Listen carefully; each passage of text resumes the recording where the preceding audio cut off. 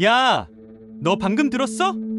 북한 병사가 DMZ 넘었다더라니까. 2024년 4월 8일 강원도 동부 비무장지대 DMZ에서 북한 병사들이 군사분 계선을 넘어 남쪽 지역으로 진입하려는 움직임이 포착되었습니다. 한국군은 이를 식별하고 신속하게 경고 방송 및 경고 사격을 진행했고 해당 병사들은 별다른 충돌 없이 북측으로 퇴각했습니다. 합동참모본부는 해당 상황에 대해 특이 동향에 즉각 대응한 것이라며 확전 가능성은 낮다고 밝혔습니다. 안녕하세요. 구독과 좋아요 눌러주시면 더 많은 감동 사연을 전해드릴 수 있습니다. 오늘 전해드릴 사연은 이 사건을 계기로 한 외국인 봉사자가 한국에서 겪은 인간적인 경험을 바탕으로 구성한 이야기입니다. 실존 사건에서 영감을 받은 이 감동적인 이야기를 통해 분단의 현실 속에서도 피어나는 인간애와 연대의 의미를 되새겨보고자 합니다.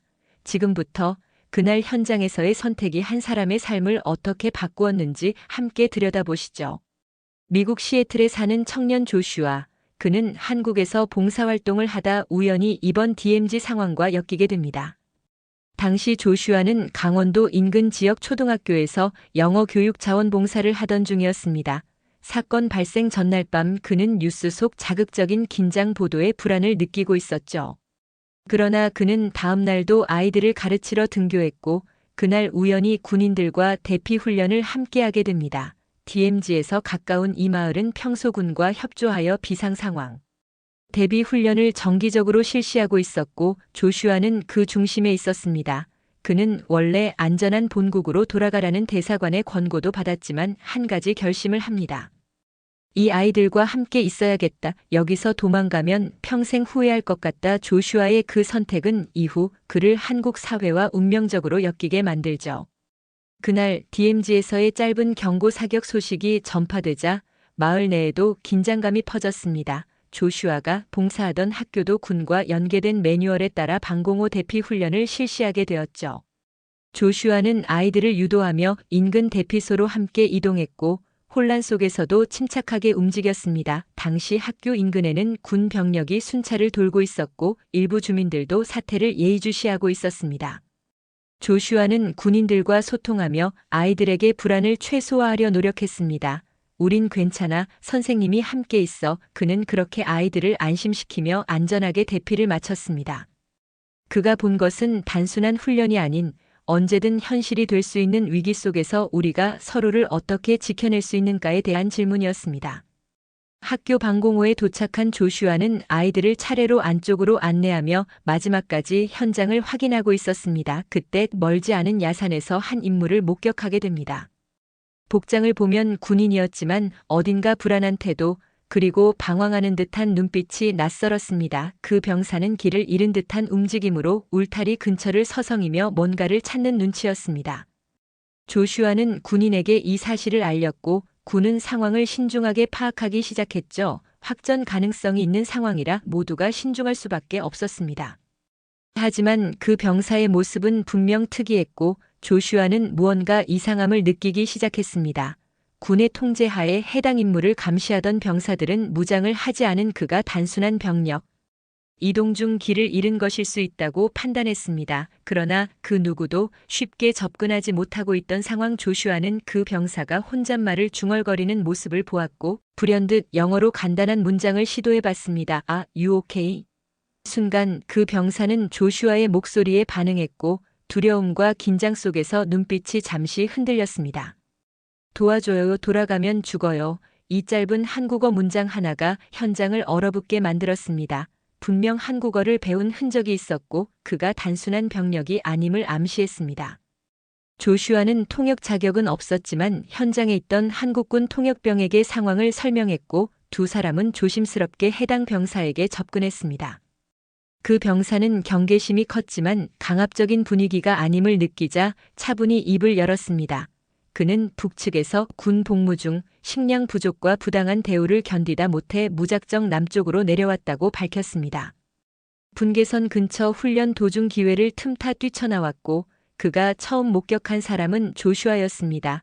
이 모든 이야기를 전하며 그는 울음을 터뜨렸고 주변 군인들도 말을 잃었습니다. 탈영이자 월남 시도라는 민감한 상황에서 군은 즉시 해당 병사를 보호하면서도 신중하게 상부에 보고했습니다. 조슈아는 상황이 복잡해진 걸 느꼈고 자신은 그저 인간으로서 도움을 준 것뿐이라고 말했습니다. 그럼에도 불구하고 현장의 분위기는 날카로웠습니다.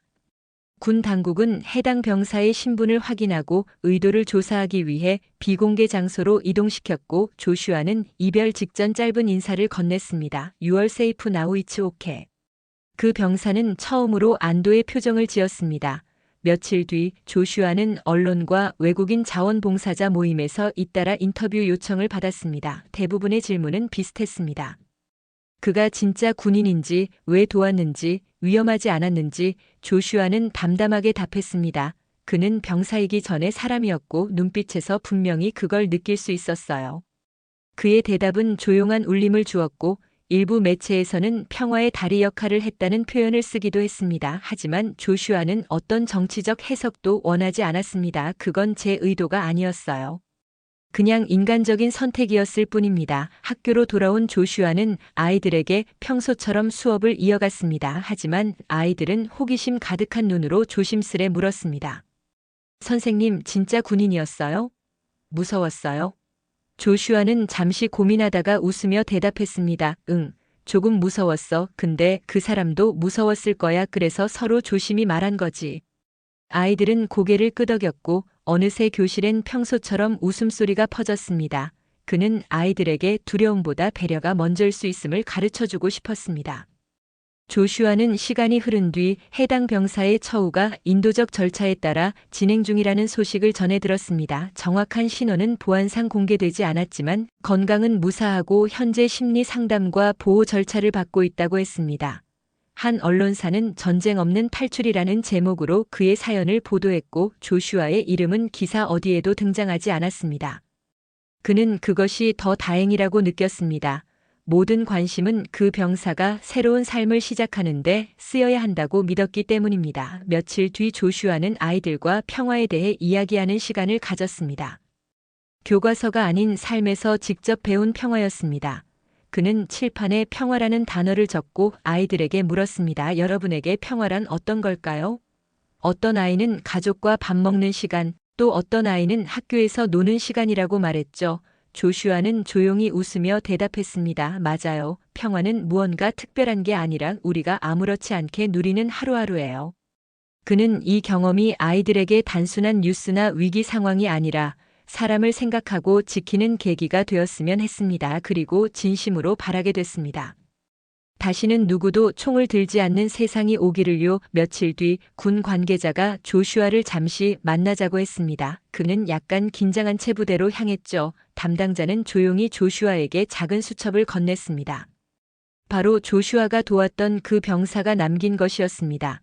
수첩 안에는 조심스러운 한글 글씨로 짧은 문장이 적혀 있었습니다. 살고 싶었습니다. 그리고 처음 본 당신이 안전해 보였습니다. 조슈아는 그 문장을 천천히 읽으며 숨을 고르다 눈을 감았습니다. 그 한 줄이 그의 마음을 오래도록 울렸습니다. 말로 다 전하지 못할 마음이 작은 수첩에 담겨 있었던 거죠. 이 사건은 해외 언론에도 간략히 소개되었고 일부 매체는 조슈아를 한국의 작은 영웅이라 불렀습니다. 하지만 그는 이 표현이 과하다고 생각했습니다. 전 그냥 그 자리에 있었고 제가 할 수 있는 일을 했을 뿐입니다. 그는 늘 겸손하게 대답했지만 조슈아를 아는 한국 주민들과 아이들은 그를 다르게 기억했습니다.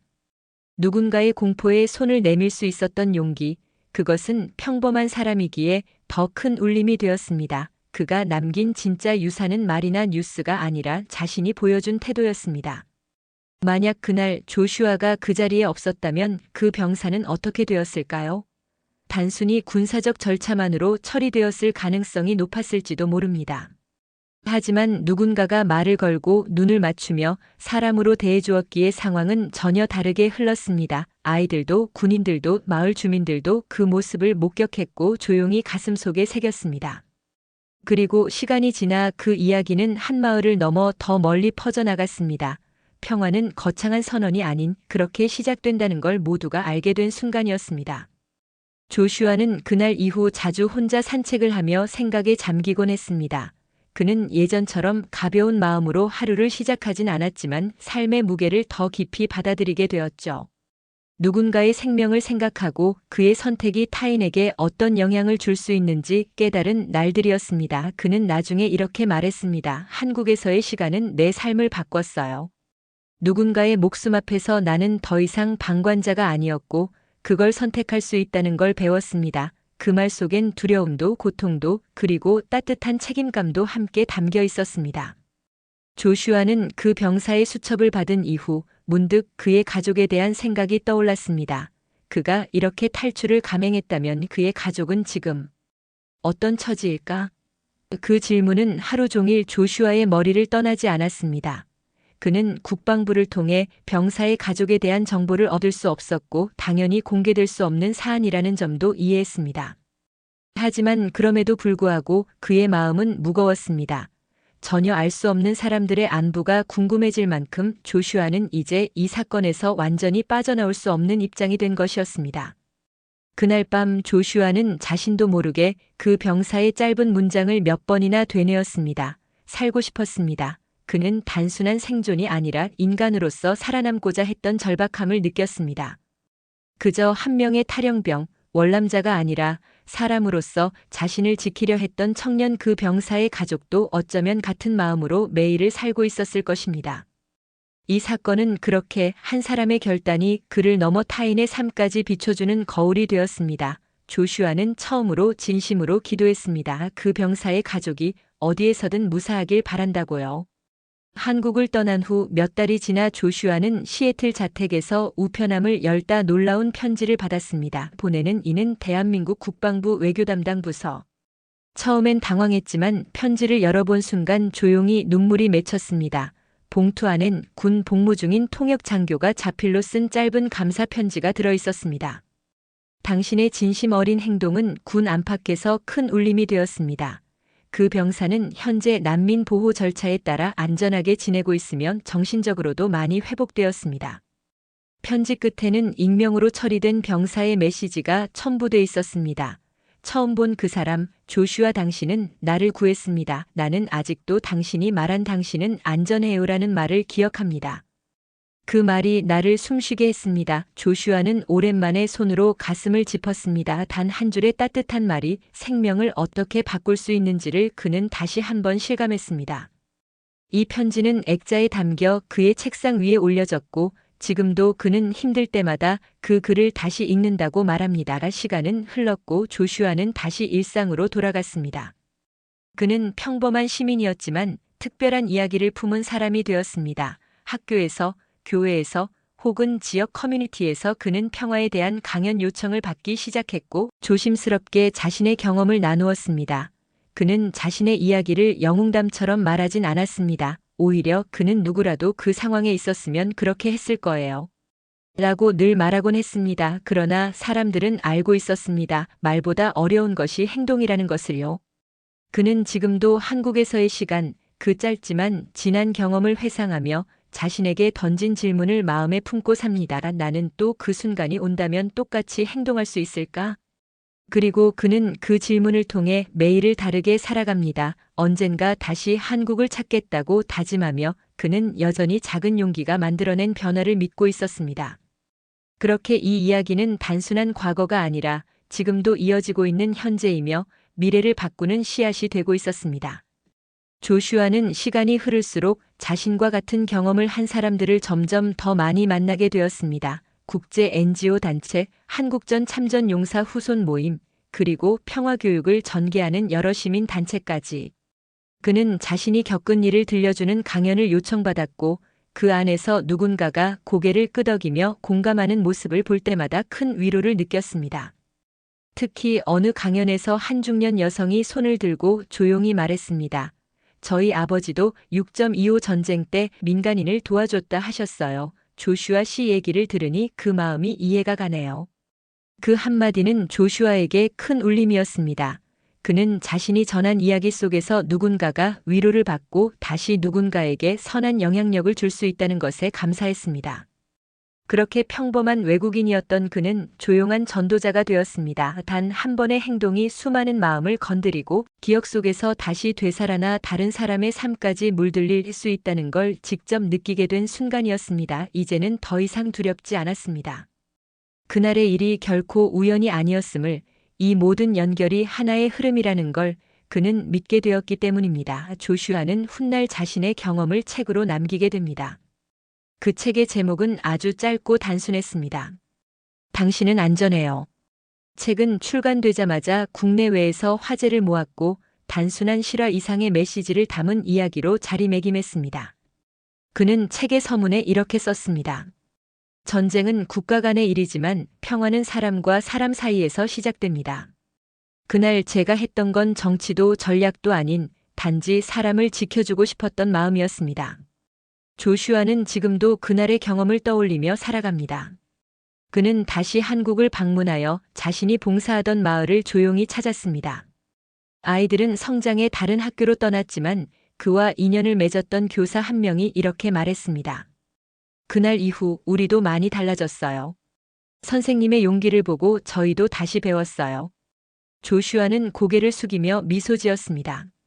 그리고 그가 늘 하던 말로 마지막을 마무리했습니다. 평화는 아주 작고 조용한 선택에서 시작되는 겁니다. 작가로서 제 생각을 더하자면 이 이야기가 주는 울림은 단지 극적인 순간에서 비롯된 것이 아니라 평범한 한 사람이 위기 앞에서 보여준 태도에서 비롯된 것이라고 생각합니다. 누구든 긴박한 순간엔 도망치고 싶고 나부터 살고 싶다는 본능이 앞서기 마련입니다. 하지만 조슈아는 그 상황 속에서도 자신보다 약한 이들을 먼저 챙기고 이름도 모르는 누군가에게 손을 내밀었습니다. 그 모습이야말로 우리가 말하는 진짜 평화의 실천 아닐까요? 평화는 선언이나 협정으로 끝나는 게 아닙니다. 매일 우리가 마주하는 사람에게 따뜻한 시선을 보내는 것, 불안을 감지했을 때 외면하지 않는 것, 작은 용기로 주변을 지켜내는 것. 그 모든 것이 쌓여서 지속 가능한 평화라는 이름이 되는 거죠. 조슈아는 우리에게 묻고 있는 듯합니다. 당신도 그 순간이 오면 누군가를 위해 선택할 준비가 되어 있나요? 오늘도 감동적인 사연을 끝까지 함께 해주셔서 진심으로 감사드립니다. 지금 이 순간에도 지구 어딘가에서 평화를 선택하고 있는 분들께 이 이야기가 작은 용기가 되길 바랍니다. 구독과 좋아요 잊지 마시고요. 다음에도 더 따뜻한 이야기로 찾아뵙겠습니다.